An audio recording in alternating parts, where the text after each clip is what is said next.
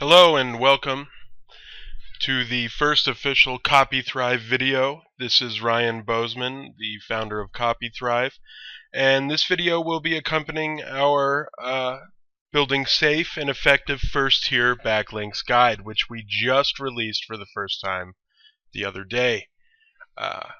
Before I go into this, I just wanted to outline who this guide is for and what you'll get out of it.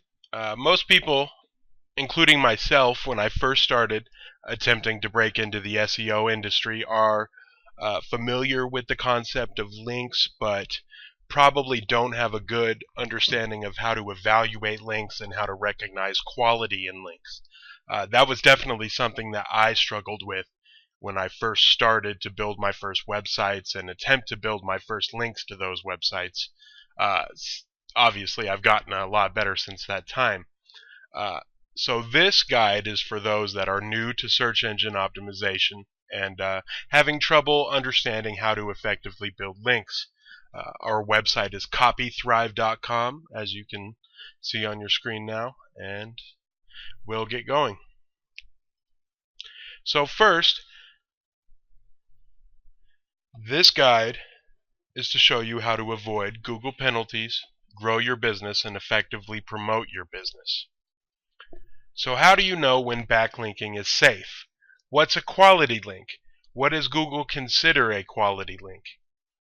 Well, you just don't know. You'll never know when each individual backlink that you place is safe. Obviously, you can make an educated guess and try to figure out whether you think it will be viewed as a positive or negative link in the eyes of Google. Now, if you were to get a link from a high-profile website, say the Seattle Times, obviously that is a link that you can have a lot of faith in. However, most of us don't spend a great deal of our time building those kind of links. We're building much smaller links on niche blogs and things like that. So the first thing I want to talk about is the difference between promotional opportunities and link building and what the differences between those are. First, when you're building your links, you need to try to build links that are promotional in their nature. I've found that this not only leads to a higher quality backlink profile, but really just simplifies the process. The first thing that you need to try to do when you place a link is to place your link in an area that will drive traffic to your website. You can do this by ensuring that the link is placed on a page with excellent information and makes users curious about your website. You're much better off building links that people are actually going to see instead of building a link on some automated or generated web page that no one's ever going to visit. Secondly, make sure that your link is surrounded by relevant information. I can't stress this enough. This is probably the most important aspect of link building because it's most important likely in the eyes of Google when they evaluate individual links. My example here is you wouldn't want your apple pie recipes website being linked to from a motor oil production website. Now, that wouldn't be the worst thing, but if your entire link profile came from a bunch of random unrelated sites, it certainly wouldn't look good and probably would trip some of Google's spam filters. And lastly, you want to make sure that you're building links on trusted websites, websites that they themselves generate a good amount of traffic.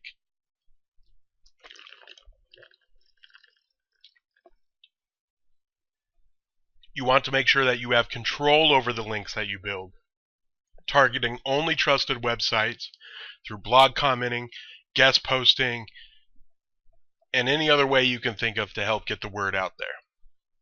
Next, I want to look at content creation. So when you're creating content for the purpose of promoting your website or link building, prepare to write a lot of content. 5 links isn't going to do much for you unless you're getting these links from really, really trusted websites. So prepare to write between 25 and 100 articles for promotional purposes. Now, these articles are going to be used for guest blog posts, high-quality Web 2.0 properties, small niche properties. Any way that you can think of to reliably use these articles is a promising method. Next, we'll look at social outreach. Now, social outreach probably isn't going to make too much use of the content that you just built.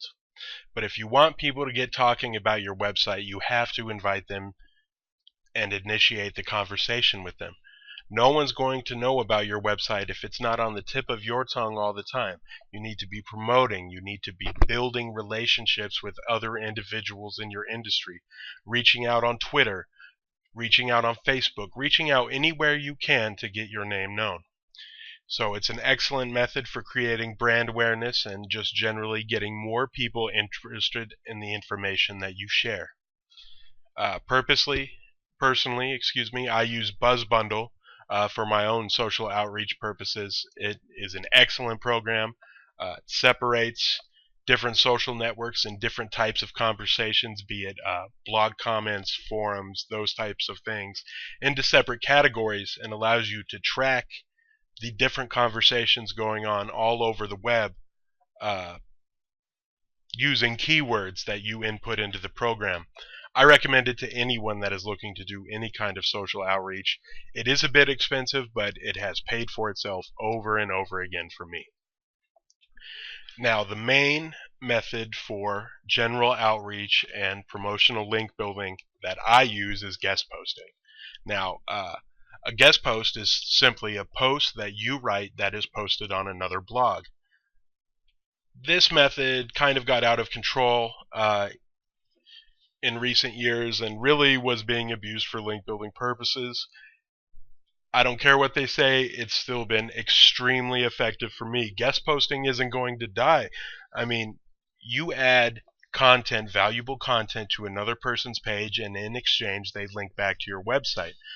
This not only drives traffic to your website, but also provides you with a valuable link, and I don't see any way that Google could attempt to devalue these links without devaluing legitimate links. So I expect Google to just continue going after networks and the like.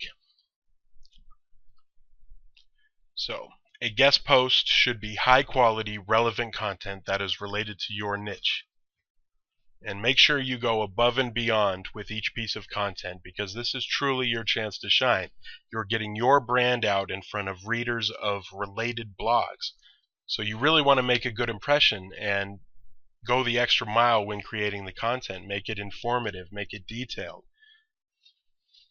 Make it something that the reader truly values after reading, and they'll be much more likely to click on your link. So where to find guest posts? This is difficult. The most simple method for finding guest posts is just asking. If you're building a business online, it's the same as in any other industry. You have to network. You have to build relationships with individuals that are located within your industry.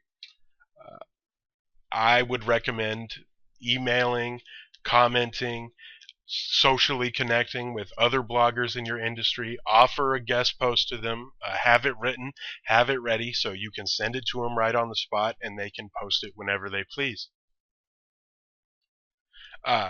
MyBlogGuest.com is another excellent resource. If you've been paying attention to the SEO industry as of late, you probably heard about them incurring a Google penalty for being a link building resource. That is fine and dandy, and they probably will see their membership drop significantly over time. But for the time being, they are still an excellent resource for finding guest blogging opportunities.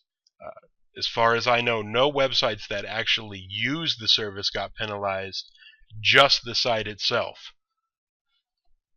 Blogdash is another excellent outreach community. It allows bloggers to exchange content and guest posting opportunities with one another. And I like GroupHi. GroupHi is a paid option and a bit more expensive, but is very effective. I personally don't use it anymore, but I have used it in the past and was a big fan. Next, we're going to look at blog commenting. Now, you might think it's a little bit outdated, and that wouldn't be far from the truth. But it still is a really effective way to get your website in front of people's eyes.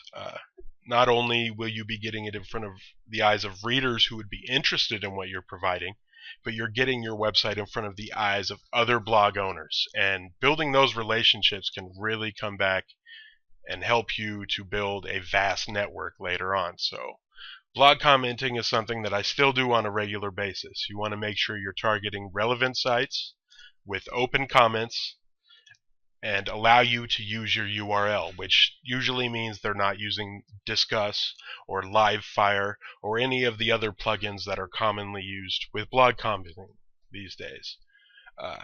And also make sure that you actually participate in the discussion. Don't just leave a comment for the sake of getting the backlink and maybe getting your eyes in front of, or your website in front of a few eyes.